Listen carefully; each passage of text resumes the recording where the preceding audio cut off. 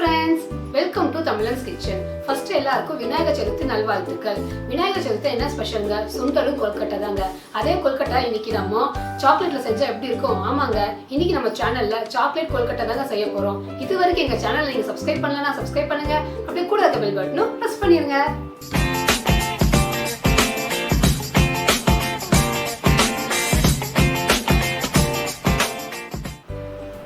Chocolate கொல்கட்டை செய்ய நான் chocolate paste எடுத்து வச்சிருக்கேன். வீட்லயே செஞ்சு நான் ஆல்ரெடி நம்ம சேனல்ல சாக்லேட் போட்டிருக்கேன்.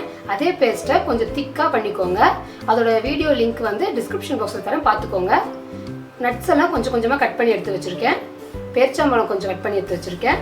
முக்கியமா இந்த அச்சு தேவை. 2 ஸ்பூன் அளவு நெய்.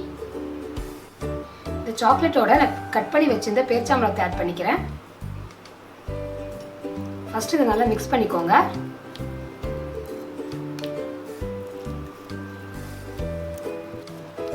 அடுத்தது நட்ஸ் ஆட் பண்ணிக்கிறேன்.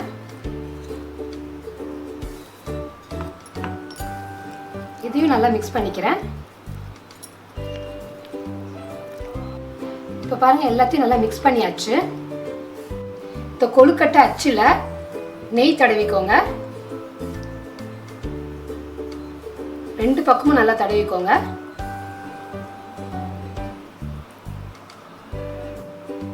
இப்போ இந்த சாக்லேட்டை கொஞ்சம் எடுத்துக்கோங்க. எடுத்து இந்த அச்சு மேலே அப்படியே வச்சுக்கோங்க.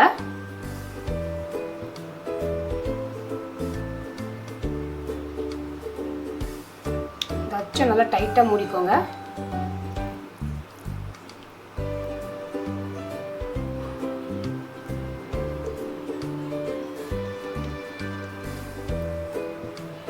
இப்படி உள்ள வச்சு லைட்டாக தட்டிக்கோங்க. அப்போதான் ஹேர் பபிள்ஸ் இருந்தால் நல்லா செட் ஆயிரும். இப்போ பாருங்க, நல்லா தட்டி ரெடி பண்ணியாச்சு. இப்போ ஓப்பன் பண்ணிடலாம். இந்த மாதிரி ஒரு கொழுக்கட்டையா பிடிச்சி எடுத்து வச்சுக்கோங்க. இது அப்படியே ஒரு 1/2 மணி நேரம் ஃப்ரீசரில் வச்சுருங்க. அப்போதான் நல்லா கெட்டியாயிரும், சாப்பிடவும் நல்லா டேஸ்ட்டாகவும் இருக்கும்.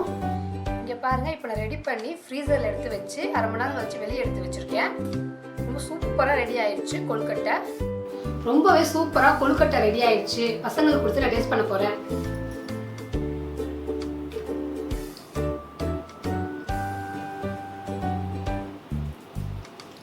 எப்படி இருக்கு? சூப்பரா இருக்கு. நீங்களும் இதே மாதிரி குழந்தைங்களுக்கு சாக்லேட்ல செஞ்சு கொடுத்தீங்கன்னா ரொம்ப விரும்பி சாப்பிடுவாங்க. இதுவரைக்கும் எங்க சேனலை நீங்க சப்ஸ்கிரைப் பண்ணலனா சப்ஸ்கிரைப் பண்ணுங்க. அப்படியே கூட இருக்க பெல் பட்டனை பிரஸ் பண்ணிடுங்க.